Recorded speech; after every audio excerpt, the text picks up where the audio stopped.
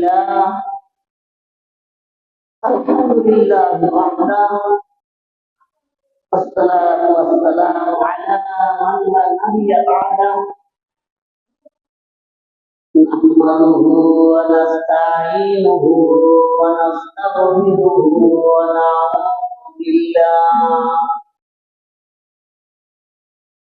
ونعوذ بالله من شرور أنفسنا ومن سيئات أعمالنا من يهده الله فلا مضل له ومن يضلله فلا هادي له وأشهد أن لا إله إلا الله وحده لا شريك له وأشهد أن محمدا عبده ورسوله صلى الله عليه وعلى آله وأصحابه أجمعين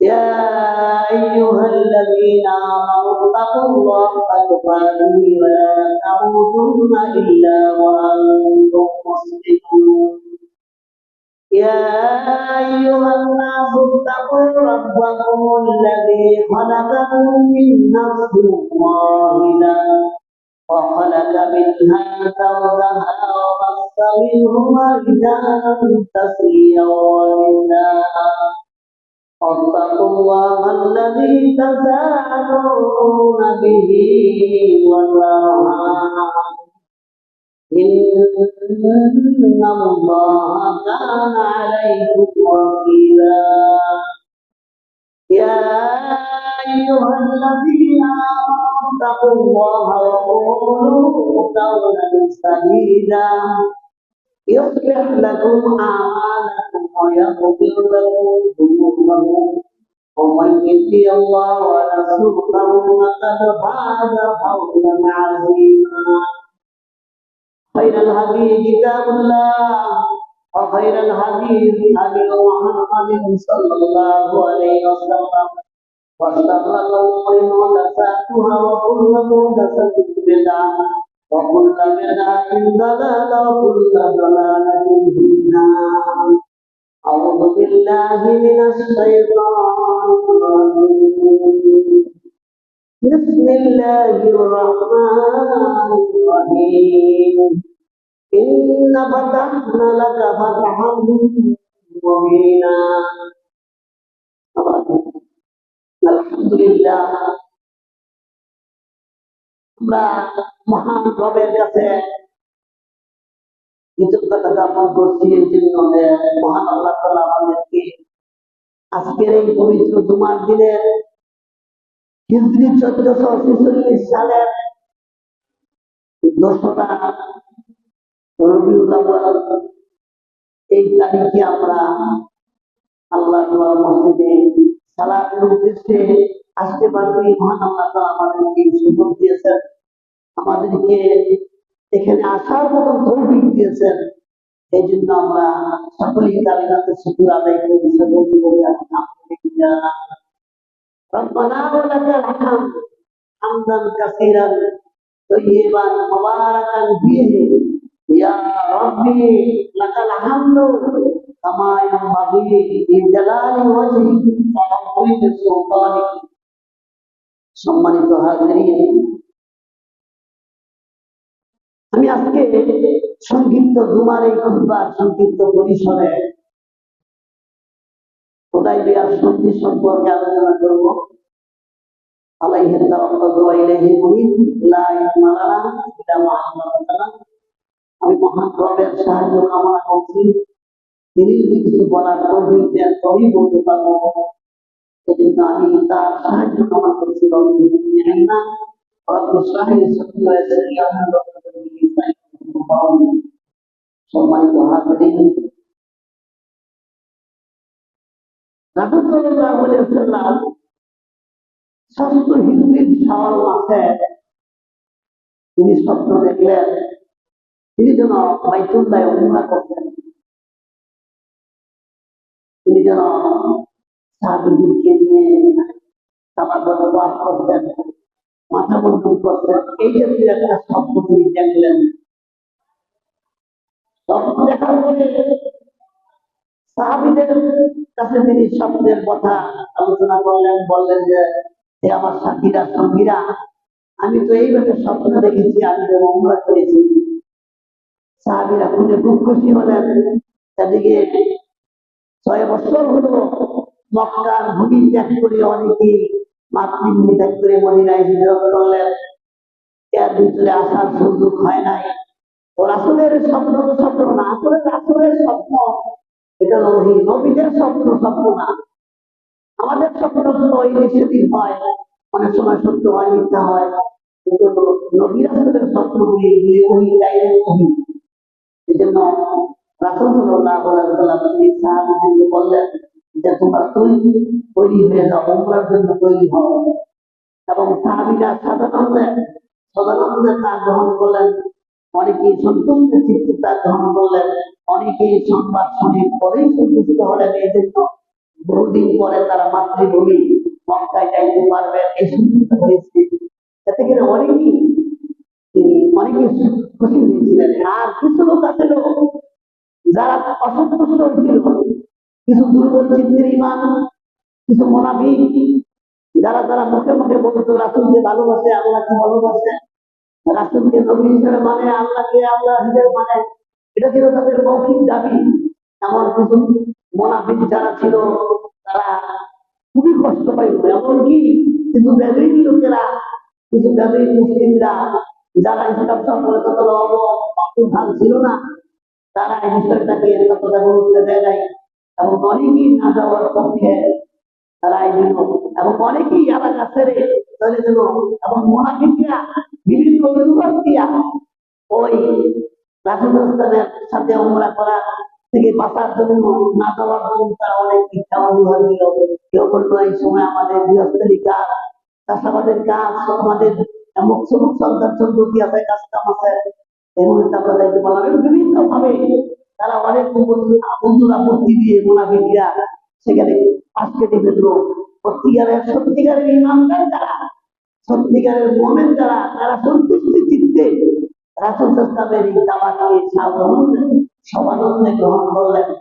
সম্মানিত হাজিরিন, রাসূল সাল্লাল্লাহু আলাইহি ওয়াসাল্লাম জিলকাদ মাসের ১ম তারিখ সোমবার তিনি 1475 1500, তবে 1400 কথাটাই বেশি সঠিক।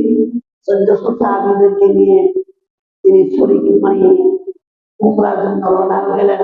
রাসূলের সফর সঙ্গীদের মধ্যে ছিলেন উম্মাহাতুল মুমিনিন হযরত উম্মে সালামা রাদিয়াল্লাহু তাআলা, আমাদের মা উম্মাহাতুল মুমিনিন, রাসূলের স্ত্রী উম্মাহাতুল মুমিনিন, হযরত উম্মে সালামা রাদিয়াল্লাহু তাআলা, তিনিও সেই সফর সঙ্গী হয়েছিলেন। রাসূল সাল্লাল্লাহু আলাইহি ওয়াসাল্লাম মক্কা থেকে তিনি যখন বের হলেন, সাহাবীদেরকে বললেন আমরা কোনো ভারী অস্ত্র নিব না, যেহেতু আমরা কোনো যুদ্ধ কাফেলায় যাচ্ছি না, আমরা যাচ্ছি শুধু উমরা করার জন্য। সাধারণ অস্ত্র যেমন আত্মরক্ষার জন্য পুস্তবদ্ধ তরবারি, এগুলি আমরা নিব, ভারী গুরুতর অস্ত্র আমরা নিব না। এবং কুরবানির জন্য হাদির জন্য পশু, হাদির জন্য কুরবানির পশুকে এইভাবে রাসূল সাল্লাল্লাহু আলাইহি ওয়াসাল্লাম জিলহজ মাসের 1 তারিখ, 1ম তারিখ, জিলহজ মাসের 1ম তারিখ তিনি রওনা হয়ে গেলেন। মদিনা থেকে মক্কার পথে 10 কিলোমিটার যাওয়ার পরে জুলহুলাইফা মহিলাদের কথা বলা নিষেধ, মসজিদে কথা বলতে হবে না, কথা বলা একদম নিষেধ, খুব সময় কথা বলতে হবে না। আমি অনেক শুনতে কথা বলে মনে চাইছেন না, আপনার কি কথা বলতেছে, কথা বলতে হবে না, আপনার লাইসেন্স মসজিদে যারা কথা বলতে পুরো কথা বলতে হবে না, খুব সময় পাঁচ দিন শুনতে হবে। আমি অনেক শুনতে কথা বলেন, কি মহিলাদের কথা বলেন, আরেক কথা সাউন্ড আছে, দুটো মহিলাদের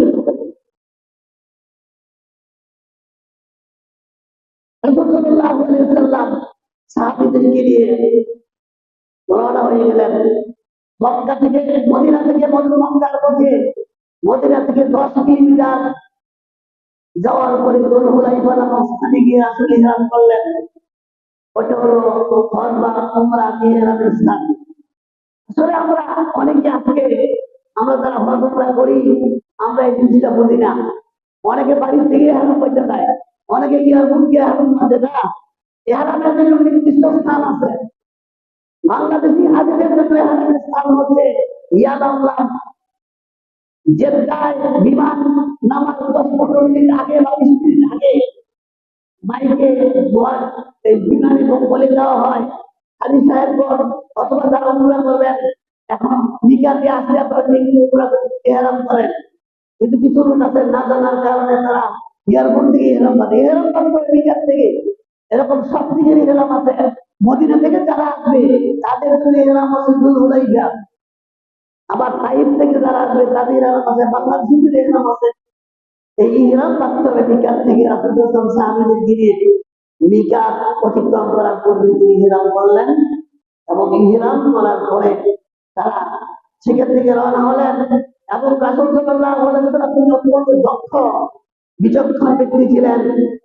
তিনি খুতবা করতেন, খুতবা খুদাই তাকে মক্কার সংবাদের জন্য তাকে প্রেরণ করে দিলেন যে মক্কার খবর নিয়ে আসো, মক্কায় কি অবস্থা, আমরা যে উমরা করতে যাবো মক্কায়, মক্কার কাফেরদের মধ্যে কি প্রতিক্রিয়া হবে, তারা আমাদেরকে প্রবেশ করতে দিবে কি দিবে না, এই বিষয়টা গোয়েন্দা হিসাবে পাঠিয়েছিলেন মক্কা কয়েকদিন নামে এক ব্যক্তিকে। তিনি গেলেন, তিনি যাওয়ার পরে ওইখানের অবস্থা দেখলেন। এদিকে রাসূল সাল্লাল্লাহু আলাইহি ওয়াসাল্লাম সাহাবীদেরকে নিয়ে রওনা হয়ে গেলেন। মক্কা থেকে 80 মাইল উত্তরে উসমান নামক স্থানে যেদিন পৌঁছলেন সেদিন ওই রাসূলের সেই গুপ্তচর যাকে পাঠানো হয়েছিল খুতবা খুদাই তিনি সেখানে ফিরে এলেন। আয়েশা খবর বললেন, ইয়া রাসূলুল্লাহ, আমি তো মক্কার অবস্থা খুব সুযোগীয় দেখে আসছি, মক্কার কুরাইশরা আমাদেরকে প্রবেশ করতে দিবে না, তারা প্রতিরোধ করার চেষ্টা করছে। আমি কাফির, আমি কাফির দেখছি যে তারা একটা বিরাট বাহিনী তৈরি করতেছে যারা মুসলিমদেরকে বাধা দিবে, এই ধরনের একটা অবস্থা আমি দেখে আসছি। রাসূল সাল্লাল্লাহু আলাইহি ওয়াসাল্লাম এদিন সেই উসমান নামক স্থানে তিনি যাওয়ার পর ওই যোহরের নামাজ সকলকে বললেন তোমরা ওযু করো, আমরা যোহরের সালাত আদায় করবো। একসাথে 1400 সাহাবী যোহরের নামাজের জন্য দাঁড়ায় গেলেন। আর এইদিকে মক্কা থেকে আগেই সংবাদ পেয়ে দুর্দর্শ তাদের সেনাপতি খালিদ বিন ওয়ালিদের নেতৃত্বে 200 অশ্বারোহী তারা ওই উসমান নামক স্থানের কাছাকাছি একটা জায়গা, যে জায়গাটা কারাউল জামাত নামক স্থানে তারা আগে ওইখানে গিয়া অবস্থান করছিল। তারা রাসূলকে প্রতিহত করার চেষ্টা করলো। তারা যখন দেখলো যে এমন অবস্থায় গিয়া তারা পৌঁছলো যে সময় রাসূল এবং সাহাবীরা যোহরের সালাত আদায় করছে, খালিদ বিন ওয়ালিদ চিন্তা করলো এই তো আসল সুযোগ মুসলিমদেরকে প্রতিহত করার এই সুযোগ। খালিদ বিন ওয়ালিদ জানতো মুসলিমরা যখন সালাতে সালাত আদায় করে তখন তাদের অবস্থা এমন হয় একমাত্র আল্লাহ ছাড়া দুনিয়ার কোনো খেয়াল তাদের থাকে না, শুধু একমাত্র আল্লাহর প্রেমে নিযুক্ত হয়ে যায়। তারা তখন আর কি অন্য কোনো চিন্তা থাকে না। তাই সেই দুর্দর্শ সেই বিচক্ষণ খালিদ বিন ওয়ালিদ সে চিন্তা করলো মুসলিমদেরকে প্রতিহত করতে হলে একমাত্র নামাজের মধ্যে সালাতের মধ্যেই করতে হবে। তাই ওই বিভিন্ন হলো শেষ পর্যন্ত চিন্তা করতে করতে করতে এই যোহরের নামাজের সময় শেষ হয়ে গেল। যোহরের নামাজের পরে খালিদ বিন ওয়ালিদ বলল সমস্যা নাই, মুসলিমরা কিছুক্ষণ পরে আবার সালাত করবে, আসরের নামাজ আছে না, তারা আসরের সালাত আদায় করবে, ওই সময় আমরা পদক্ষেপ নিব। খালিদ বিন ওয়ালিদের চিন্তা হলো আসরের নামাজে যখন জামাতে সমস্ত সাহাবীরা একসাথে সালাত আদায় করবে, এই মুহূর্তে আমি তাদের উপর অতর্কিত হামলা করে তাদেরকে হতাহত করব। কিন্তু দেখেন দুনিয়ার খবর কেউ না জানলেও মহান কাছে খবর আছে, আমরা তো গায়েব জানি না, কিন্তু আল্লাহ তো সব জানেন। এই জোর আসরের মাঝামাঝি সময় মহান আল্লাহ তাআলা এই রাসূল সাল্লাল্লাহু আলাইহি ওয়াসাল্লামকে ওহীর মাধ্যমে জানাইলেন সালাতুল খাউফ করার জন্য। সালাতুল খাউফের আয়াত নাযিল হলো সূরা 4 নম্বর সূরা সূরা মায়েদার 104-5 নম্বর আয়াতে এই কথা নিয়ে মিলে গেছে। খাউফের সালাত বিবির সময় কেমনে নামাজ পড়বেন এই বিষয়ে আয়াত নাযিল হয়ে গেল। এবার রাসূল সাল্লাল্লাহু আলাইহি ওয়াসাল্লাম আল্লাহর নির্দেশ মোতাবেক ওইভাবে সালাত আদায় করলেন। আসরের সময় খালিদ বিন ওয়ালিদ যে দোয়ায় হয় এখন ওই সিস্টেমের নামাজ নাই। আমরা মনে করছিলাম দুপুরের সময় যেভাবে সবাই একসাথে সালাতে দাঁড়ায় গেছে এখন কিন্তু আরেক দ্বিতীয় পর্যন্ত অর্ধেক সাহাবীরা অর্ধেক দাঁড়ায় গেছে নতুন তিনটে আকর্ষণীয় আর অর্ধেক সাহাবীরা রাসূলের সাথে সালাত আদায় করছে। কারণ যে সমস্ত সাহাবীরা জামাতের সাথে গেছে তাদের কাছে অস্ত্র ছিল। খালিদ বিন ওয়ালিদের চেষ্টা এই ব্যর্থ চেষ্টা বন্ধ হয়ে গেল। সে এই চেষ্টা পারল না। সে চিন্তা করলো সংখ্যা দিয়ে আতঙ্কের কম বেশি হলো, আমরা এখন আতঙ্কিত হামলা করলে আমরাই বিক্রি করে দেবো। খালি চিন্তা করলো সংখ্যা দিয়ে মুসলিমদের সাথে হিসাব করা যাবে না, কারণ বদরের যুদ্ধে আমরা অনেক ছিলাম, মাত্র 313 জন মুসলিমে কি মাত্রই দান করে দিয়েছিল। ওই কথা মনে করে খালিদ বিন ওয়ালিদ ভয় পাইল এবং তাদের উপর আক্রমণ করার সাহস পাইল। এদিকে রাসূল সাল্লাল্লাহু আলাইহি ওয়াসাল্লাম তিনি জানতে পারছিলেন যে তাদের যে রাস্তা এই রাস্তার মধ্যে অবরুদ্ধ করা আছে।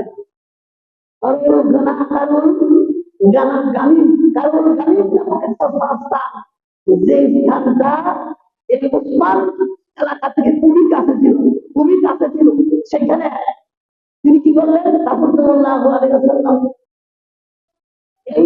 এই রাস্তা পরিবর্তন করলেন। কারণ পরিবর্তন করে তিনি দুর্গম পথ পাহাড়ি পথ ধরলেন। সেই রাস্তা বাদ দিয়ে অন্য আরেকটা রাস্তা দিয়ে ধরে মক্কার দিকে অগ্রসর হইলেন। এদিকে তারা রাসূল সাল্লাল্লাহু আলাইহি ওয়াসাল্লামের সাহাবীরা যেমন এইভাবে ওই রাস্তা অতিক্রম করলেন এবং তারা এখানে হুদাইবিয়া নামক স্থানে এইখানে আইসা উটগুলি বসে পড়ল। উটগুলি বসে পড়ার পরে সাহাবীরা অনেকে চিন্তা করলেন যে উটটি হয়তো আলসেমি করে বসে পড়েছে, তাদেরকে উঠানোর জন্য অনেক চেষ্টা করলেন।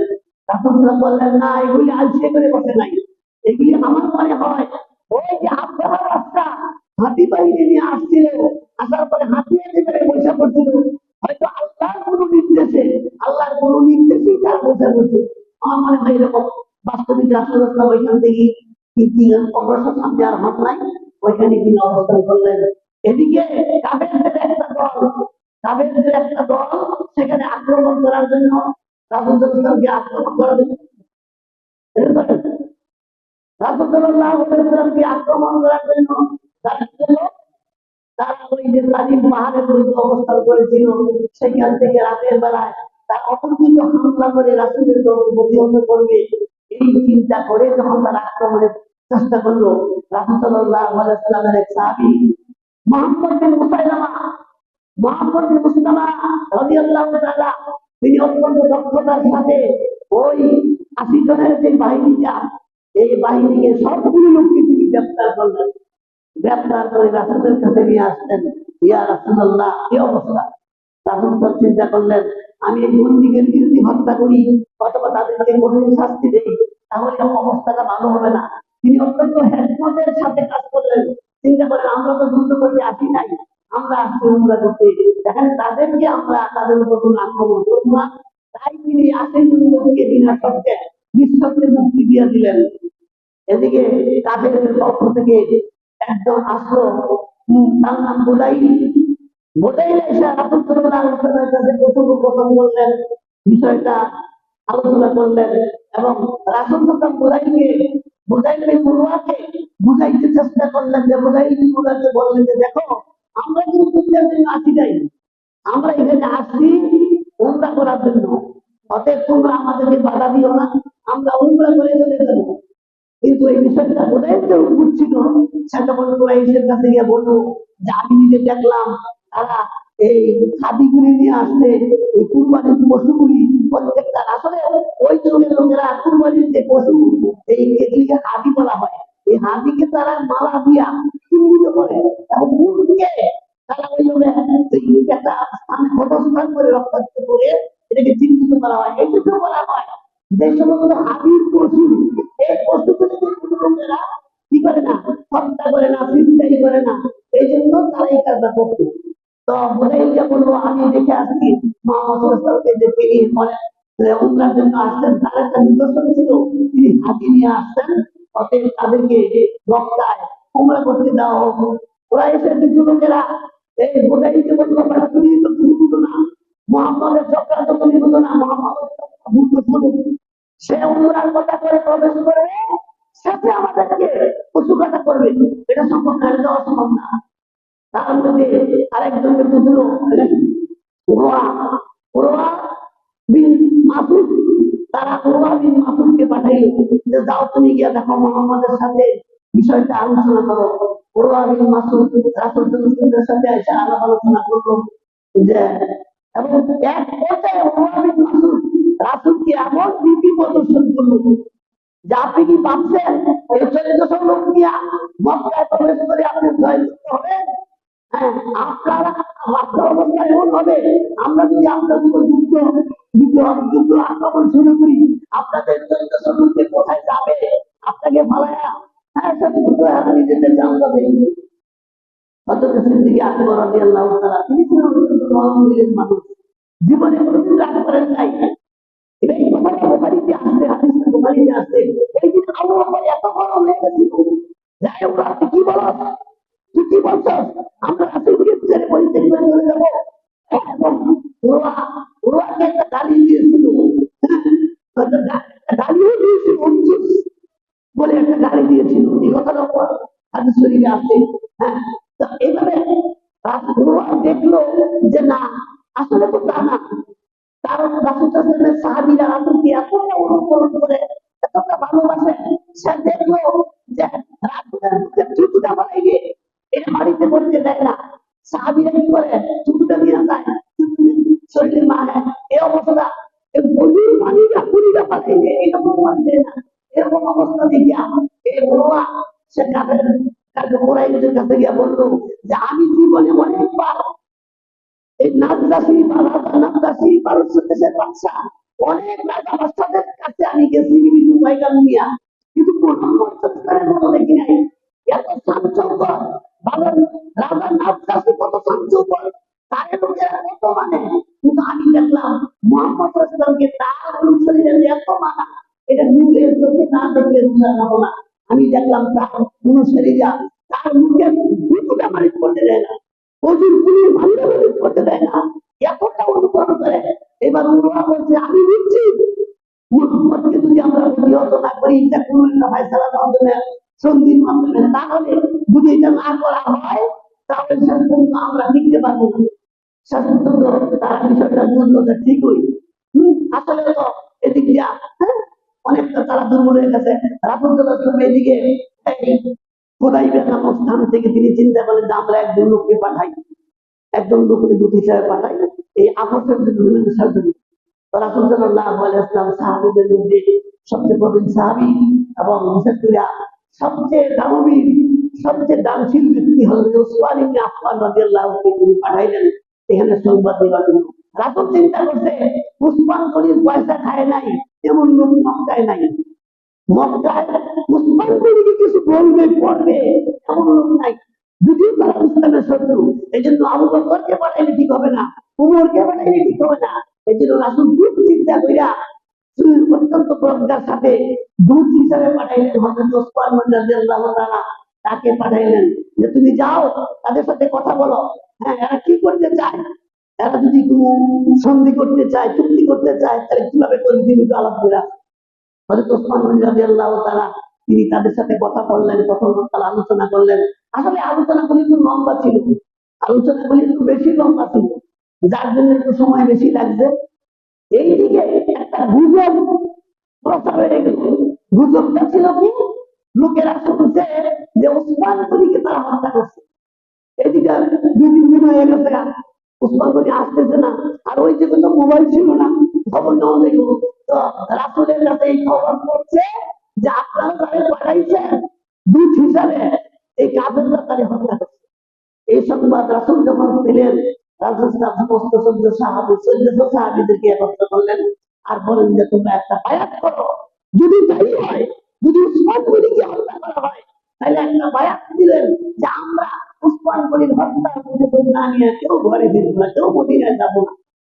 সেখানে ওই বায়াতকে বলা হয় বায়াতে রিদওয়ান। এই বায়াতকে বলা হয় বায়াতে রিদওয়ান, আল্লাহর সন্তুষ্টির বায়াত। যদি রাসূল সাল্লাল্লাহু আলাইহি ওয়াসাল্লামের হাতে হাত থেকে 1400 সাহাবী বায়াত নিয়েছিলেন, রাসূলের এক হাত বলছেন, আরেক হাতে ছিলেন রাসূল, বলেন যে উসমানের হাত। এইভাবে রাসূল বলেন তোমাদের 1400 সাহাবীর হাতের মধ্যে আরেকটা হাত আছে, এটা হলো আল্লাহর হাত। এইভাবে শপথ নিলেন, শপথ এইভাবে দিলেন যে আমরা একজন ব্যক্তিও, আমরা যতক্ষণ জীবন থেকে আমরা এখান থেকে কি করবো, প্রতিশোধ না নিয়ে যাবো না। এইভাবে তিনি বায়াত গ্রহণ করলেন। বায়াত গ্রহণের পর উনি হযরত ওসমান গনি ফিরে আসলেন। আসলে খবরটা ছিল মিথ্যা খবর, খবরটা ছিল মিথ্যা, এটা একটা সত্যি খবর ছিল না। ওসমানকে তো হত্যা করা হয়েছে, এটা একটা গুজব ছিল। এদিকে হ্যাঁ, এদিকে মুসলিমদের কাফেরদের পক্ষ থেকে আবু জাহেলের বড় ছেলে, আবু জাহেলের বড় ছেলে সোহাইল, সোহাইলকে আমাকে পাঠানো হইল সন্ধি চুক্তি করার জন্য। কাফেররা চিন্তা করতে দুই দিন সাংবাদিক পাঠাইছে, খবরে পাঠাইছে, বোঝাই গিয়ে বলবো একরকম, তারা উর্বা গিয়ে বলবো যে তোমরা বুঝতেই পারবে না, মুসলিমদের অর্থ আমি দেখছি, এরা একটা মানুষ বেঁচে থাকতে এরা চলবে না, প্রতিহত বন্ধ থাকবে না, নিয়ম থাকবে না। অতএব তাদের মধ্যে একটা ভয়েস সৃষ্টি হয়ে গেল।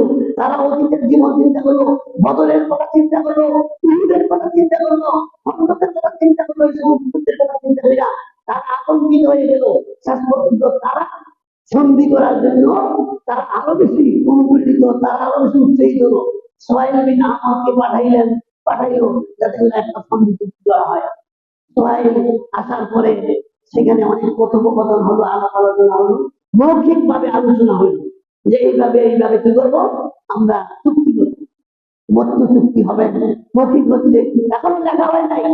এই চুক্তিগুলি কি ছিল, এই চুক্তির সন্ধির শর্তগুলি ছিল, সবগুলি চুক্তির শর্তই ছিল মুসলমানদের প্রতিকূলে কাফেরদের অনুকূলে। এক নম্বরের চুক্তি ছিল এই বছর ওগুলা করতে দেওয়া হবে না, সামনের বছর যদি আসে তাহলে 3 দিনের জন্য শুধু হবে, 3 দিন থাকতে পারবে মক্কায় হামলা করার জন্য, এবং শুধু প্রশ্নবদ্ধ তরবারি ছাড়া অন্য কিছু ভারী অস্ত্র আনতে পারবে না। এইভাবে শর্ত হইল, এর 1 নম্বর শর্ত। 2 নম্বর শর্ত হইল মুসলিমদের পক্ষ থেকে কেউ যদি ইসলাম গ্রহণ করে মদিনায় চলে যায় তাহলে ওই মুসলিমকে কাফেরদের হাতে ফিরিয়ে দিতে হবে। আর প্রত্যাখ্যান করে কেউ যদি মদিনার মুসলিম থেকে মুরতাদ হইয়া মক্কায় ফিরে আসে তাকে ফিরিয়ে দিতে হবে। 2 নম্বর।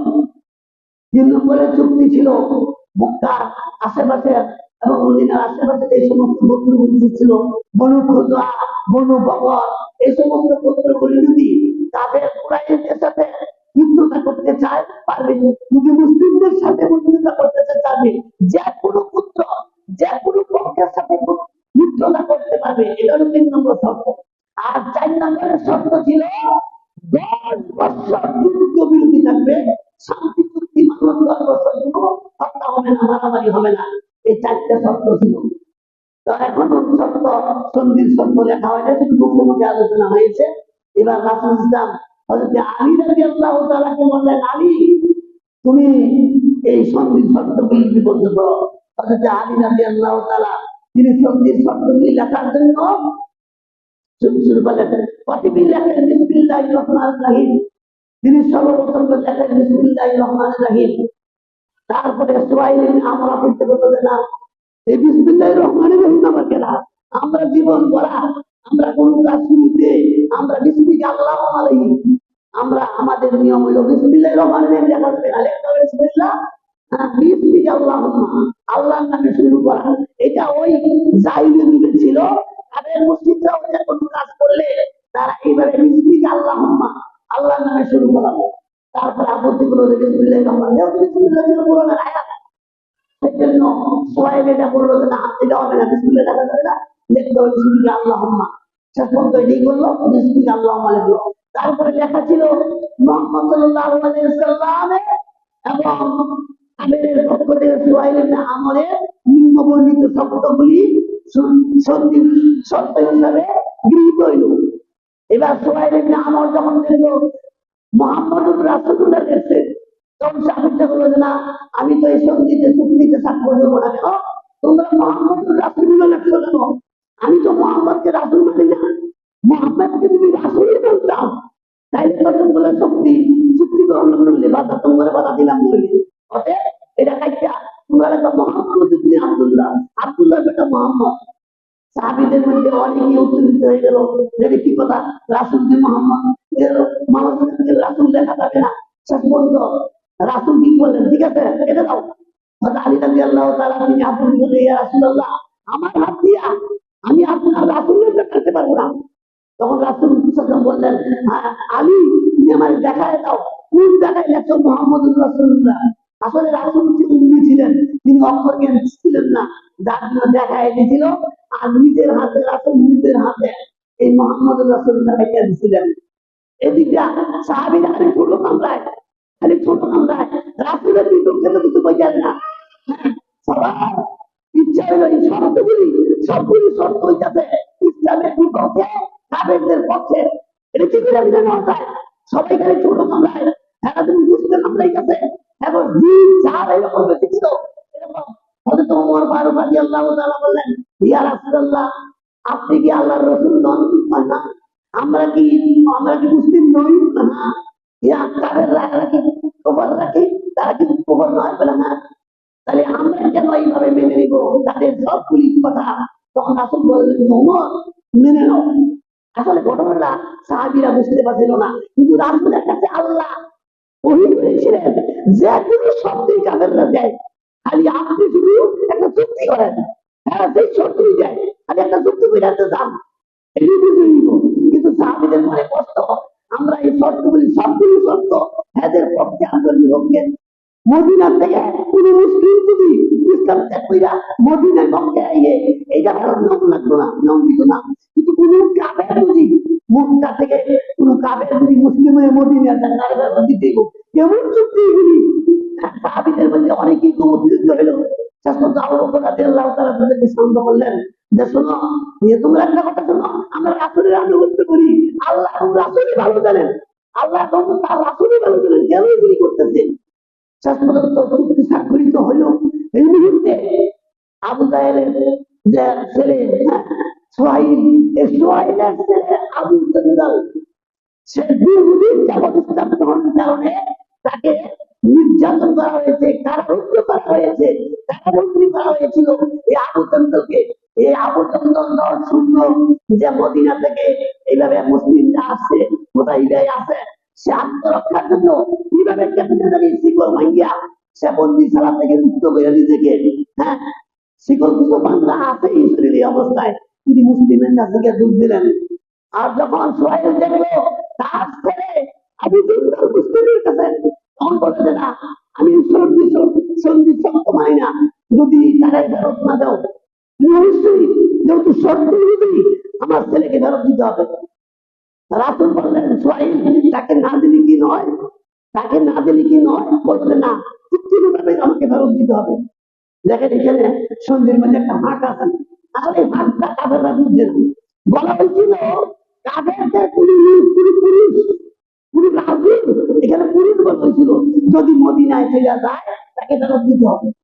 কিন্তু শেষ পর্যন্ত এই সোহাইল কি করছিল, তার ছেলেকে তাকে ফেরত দিতে সক্ষম হয়েছিল এবং তার ছেলেরে কয়টা চপাঘাত করলো, কয়টা থাপ্পা দিল, আর বুকের মধ্যে কাপড়ের মধ্যে ধইরা এগুলো মারতে এবং তখন এই আবু জাহেল করছিল, ইয়া সারাল মুসলিম, হে মুসলিম সম্প্রদায়, আমি তো আজকে কতদিন যাব ইসলাম গ্রহণের কারণে আমি নির্যাতিত, আমি মনে করেছিলাম মুসলিমদের কাছে আজকে আমি মুক্তি পাবো, আর আজকে আপনারা আমারে আবার কাফেরদের হাতে ফেরত দিচ্ছেন।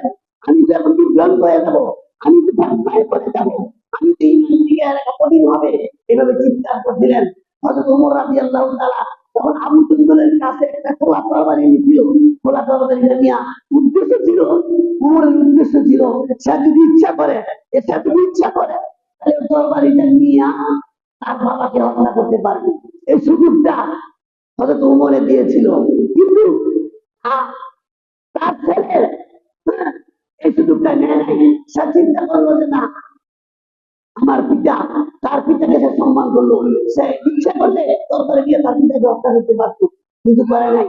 এদিকে যখন তারা এগিয়ে সন্ধি চুক্তিপত্র করে সোহাইল যখন তার ছেলেকে নিয়ে গেল আবু যুদ্ধকে, তার কিছুক্ষণ পরে একদল রমণীরা, মুসলিম রমণী কাবেরদের পক্ষ থেকে আসলো। আইসা তারা মুসলমানের মধ্যে আইসা তারা যোগ দিল, এবং সেইখান থেকে কাবেররা আসলো যে আমাদের কিছু মহিলারা ইসলাম গ্রহণ করে তোমাদের কাছে আপনাদের ধারণ দিতে হবে। তোমরা কোন কথাতে থাকো, তুমি তো চুক্তিগত মহিলার কথা তো নাই, পুরুষের কথা আছে। তোমরা যে চুক্তি করে দেখছো, যদি পুরুষ মুসলমান হয়ে থাকা, তাহলে তার ভারত না যাবে তোমরা। আমি তুমকে নিয়ে আসো, আমি কিছু বলি নাই, কিন্তু মহিলার কথা তুমি দেখতে চাই, এখানে মহিলাদের ফেরত দিতে হবে এমন কথা উল্লেখ নাই। শেষ পর্যন্ত তাতে কিন্তু কথা তো ঠিক, আমরা তো এইসব মহিলার কথা দেখছিলাম না। শেষ পর্যন্ত 8-10 জন মহিলা, সেই যুবকটার 8-10 জন মহিলা, তারা ইসলাম গ্রহণ মহিলা, তারা মুসলিমদের সাথে মিলিত হইল এবং রাসূল তাদেরকে। এই জন্য দেখেন, শুধু যে মহিলাদের এখানে মুসলিমদের যে আশ্রয় হয়েছে তা না, এই মহিলাদের সম্পর্কে আল্লাহ একটা সূরা নাযিল করছে, সূরা মুনতাহিনা। পরীক্ষিত নারী, এই কয়েকটা নারীকে উদ্দেশ্য করে আল্লাহ কোরআনে একটা সূরা নাযিল করছে, সূরা মুনতাহিনা। মুনতাহিনা অর্থ পরীক্ষিত নারী। যে এই কাফের নারীরা মুসলিম হইয়া মুসলিমদের সাথে বন্দী ছিল, এদের সম্পর্কে আল্লাহ কতটা ইজ্জত দিছিলেন। পরবর্তীতে রাসূল তাদেরকে পরীক্ষার মাধ্যমে তাদেরকে গ্রহণ করেছিলেন। তো বিষয়টা হলো, এখন সাহাবীদের মধ্যে এমন একটা প্রতিক্রিয়া হয়ে গেল, হ্যাঁ, সবার মানে কষ্ট, সবাই কাঁদে, আমরা এতগুলি সাহাবী, আমরা 500 সাহাবী, বদরের যুদ্ধে 313 দিনে আমরা এদেরকে এত এখন কাজ চেষ্টা করতে পারছি, আজকে রাসূল কেন বাইরে দিল, রাসূল কেন যুদ্ধ অর্ডার দিল না, সবাই দেখো। এবার রাসূল বলতেছে, তোমরা এক কাজ করো, তোমরা হাজি জব করো, কুরবানিতে পশু জব করো, এবং ইহরাম বন্ধ করো, আর মাথা মুন্ডন করো। রাসূলের কথা কেউ বর্ণনা করেন। শেষ পর্যন্ত রাসূল সাল্লাল্লাহু আলাইহি ওয়াসাল্লাম তার স্ত্রী উম্মাহাতুল মুমিনিন হযরত উম্মে সালামা রাদিয়াল্লাহু তাআলার কাছে গেলেন, গিয়ে তিনি ঘটনাটা শেয়ার করলেন। এই জন্য এটা একটা সুন্নাহ। হ্যাঁ, অনেক সময় বড় রাসূলের কাছে কেউ পরামর্শ নিতে পারে। রাসূল তার স্ত্রী উম্মে সালামার কাছে গিয়ে পরামর্শ চাইল, এখন কি করতে পারি, আমার সাহাবীরা তো কথা বলে না। এবারে বলছি, তুমি ইহরাম বন্ধ করো, তুমি মাথা মুন্ডন করো, কুরবানি করো, তারা কেউ কিছু পারে না, আমি কি করতে পারি? হযরত উম্মে সালামা কি বুদ্ধি দিয়েছে দেখেন রাসূলকে, ইয়া রাসূলুল্লাহ, আপনি আপনি কিছু কইলেন না, আপনি একটা কাজ করেন, আপনি কি নিজের হাজি কুরবানি দেন, নিজের মাথা মুন্ডন করেন, নিজের ইহরাম বন্ধ করেন, নিজেরটা করেন, দেখবেন ঠিক হয়ে যাবে। আসলে সত্যি তাই হয়েছে। এই উম্মে সালামার পরামর্শটা এত কাজ হয়েছে, রাসূল কাউকে আর কিছু বলেন নাই, নিজে তিনি গিয়ে তার হাজি জব করলেন, এবং তিনি ওই নাবিদ দেখে মাথা মুন্ডন করলেন আর ইহরাম ভঙ্গ করে দিলেন। এই অবস্থা দেখে সাহাবীরও পরবর্তীতে একজন একজনকে শুরু করলো, হাজি জব করলো, কুরবানি ইহরাম ভঙ্গ করলো। তারপরে তারা এখান থেকে রওনা হয়ে গেল, মদিনার দিকে রওনা হয়ে গেল। দেখেন তাদের চোখে পানি, সবার মনে কষ্ট। আজকে আমরা এত বলে বসতে দেখে তাদের মানা, তাই এই অসংখ্য সত্যগুলি মানতে হয়েছে আমার। রাসূল কেমন বললো, রাসূল বুঝে না, রাসূলই জানে না। তারা মানে কষ্ট, সবাই কান দেয়, বলছে আমার লজ্জা হয়েছে, আমার বেইজ্জত হয়েছে, আমরা অপমানিত হয়েছি। সবার চোখে পানি কাঁদতে কাঁদতে যায়। কিছু দূর যাওয়ার পরে শুধু আল ফাতিহা তুলেছে। দেখেন সাহাবীরা কয় অপমান, সাহাবীরা কি বলছে, এটা অপমান করে শুধু হয়েছে।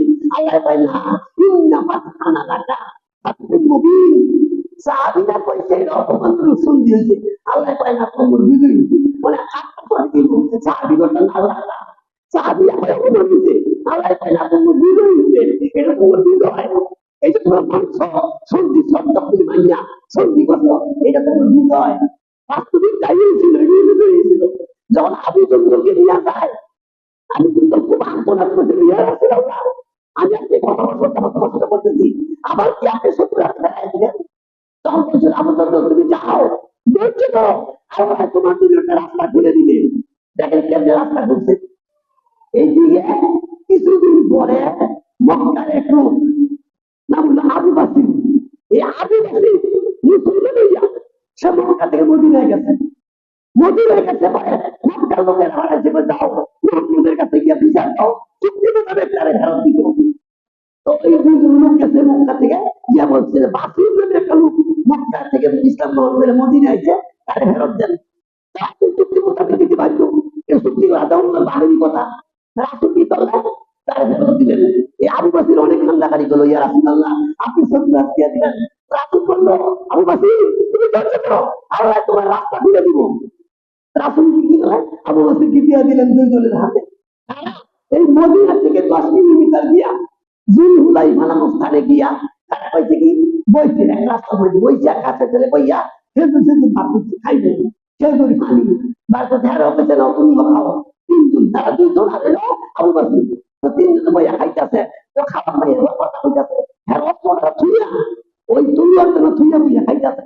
তখন বলতেছে ভাই আপনার তো অনেক সুন্দর, এত এত সুন্দর তরকারি তো দেখিনি, এটা তো খুব সুন্দর। হ্যাঁ ওইটা কিন্তু হবা এটা সাংঘাতিক পালা, এইটাতে কি তরকারি আমি অনেকবার বলতে করছি এটা সাংঘাতিক তরকারি। তো ভাই ভাই দেখো না রেখে তরকারি না তুমি দেখো না আল্লাহ কি হুকুম হ্যাঁ দেশে দেখো তরকারিটা দেখো সুন্দর। এইবার আবু বকর তরকারিটা নিয়ে ওই একটু দেখেছে একটা করতেছে দুইটা ফটো বানাচ্ছি আল্লাহকে দিচ্ছে দৌড় বিয়ে হয়ে গেছে মদিনায়। যেমন ইয়া রাসূলুল্লাহ আপনার মুখে আমার এক লোকের হত্যা করছে এবং আমাকে হত্যা করবে।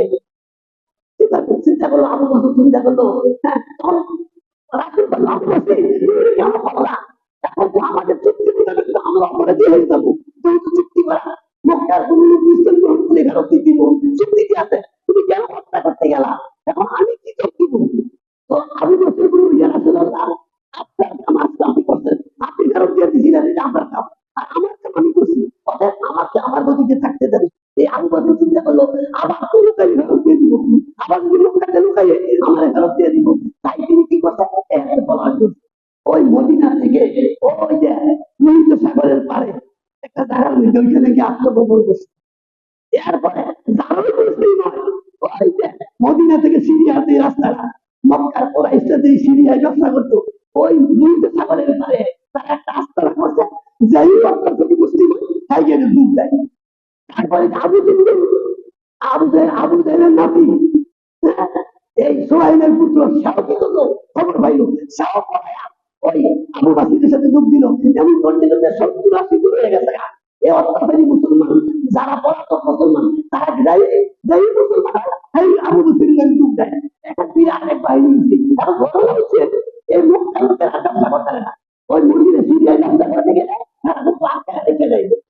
তখন এর বলতে বলতেছে রাসূলের আল্লাহ বলতেন ইয়া রাসূলুল্লাহ আপনি এক কাজ করেন আপনি আমরা কোনো অসুবিধা নাই আমাদের লোকগুলি যে মুসলমান এগুলি আমরা একত্র করে আমরা এখন ব্যবসা বাণিজ্য করতাম পারি না আমাদের জ্ঞানী সব ফেলে গেলে এইবার শেষ পর্যন্ত কি হলো দেখেন আল্লাহ কি রাস্তা খুলে দিতে ওই যে রাসূল বলছিল না আবু কিন্তু দরজা তারা রাস্তা খুলে দেবো না এই রাস্তা খুলে দিল এই তাদের কথা ছিল মক্কা কোন ইসলাম গ্রহণ করে যাইতে পারবে না এখন তারাই ব্যাপার করে মদিনায় নেন মদিনায় নেন আমরা আমরা বাঁচি না আমরা ব্যবসা করতে পারি না আমরা সিরিয়ায় যাইতে পারি না জ্ঞানী রাস্তা আপনি আমাদের হত্যা করে ঘটনাটা এইভাবে হয়েছিল দেখেন আল্লাহ এইভাবে হুদায়বিয়ার সন্ধির সময় এইভাবে তার কি হয়েছে শেষ পর্যন্ত ঘটনাটা কি হয়েছিল দেখেন এই সাহাবীরা চিন্তা করছিল হুদায়বিয়ার সন্ধি যখন হয়েছে ঘটনা হলো এই হুদায়বিয়ার সন্ধির কারণে হয় মক্কা বিজয়ের রাস্তা শুরু হয়েছে আল্লাহ কইছে বিজয় শুধু বেড়ে না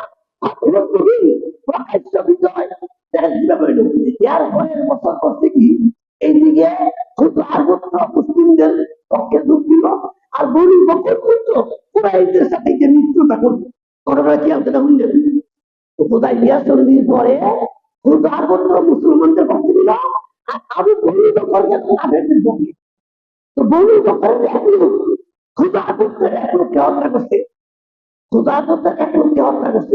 এবার বিচার আছে যেহেতু খুদাগোত্রের লোক হলো রাসূলের মিত্র রাসূলের লোক বিচার আছে মদিনায় যে আমাদের এক লোককে বনি বকরের লোকেরা হত্যা করছে আমরা এটা বিচার চাই। এবার রাসূল সোহেলের কাছে চিঠি দিচ্ছে সোহেল ইবনে আমরের কাছে যে আমার দলের লোককে তোমার দলের লোকেরা হত্যা করছে তুমি এটা বিচার করো। তারপরে একটা দুইটা তিনটা চিঠি দেওয়ার পরে যখন দেখছে নিজের দলের লোক বিচার করা যায় না ঠিক আছে নিজের দলের লোক বিচার করা যায় বড় কঠিন যারা নিজের দলে বিচার করা কঠিন শেষ পর্যন্ত কি করলাম এই সোহেল নিজের দলের লোকের বিচার করতে পারলো না। শেষ পর্যন্ত তারা কি করলাম, চুক্তি ভঙ্গ করলো। চুক্তি ছিল 10 বছর যুদ্ধ হবে না, 10 বছর যুদ্ধ হবে না। 1.5 বছর পরে ওই 1.5 বছরের মাথা দিয়া তারা নিজেরা কাদেররা চুক্তি ভঙ্গ করলো। আর এই চুক্তি ভঙ্গ করার কারণে মক্কা বিজয়ের পর শুরু হয়েছে, এরপরে মক্কা বিজয় শুরু হয়ে গেছে। এই সময় এই হুদাইবিয়ার সন্ধির সময় মাত্র মুসলিমের সৈন্য ছিল মাত্র 1400, কিন্তু দেখেন মাত্র 1.5 বছর পরে তখন মক্কা বিজয়ের দিন, সেদিন সৈন্য ছিল 10,000। মুসলিমের বিজয় কি দাঁড়াইলো, যা যা নাসরুল্লাহ এই হুদাইবিয়া ছিল বিজয়। মক্কা বিজয় বড় বিজয় ছিল হুদাইবিয়া। এই হুদাইবিয়ার সন্ধির কারণেই মক্কা বিজয় সহজ হয়েছিল। আমার আইবিল্লাহ বলা وأقول قولي هذا واستغفر الله لي ولكم. الحمد لله نحمده ونستعينه ونستغفره ونعوذ بالله من شرور أنفسنا ومن سيئات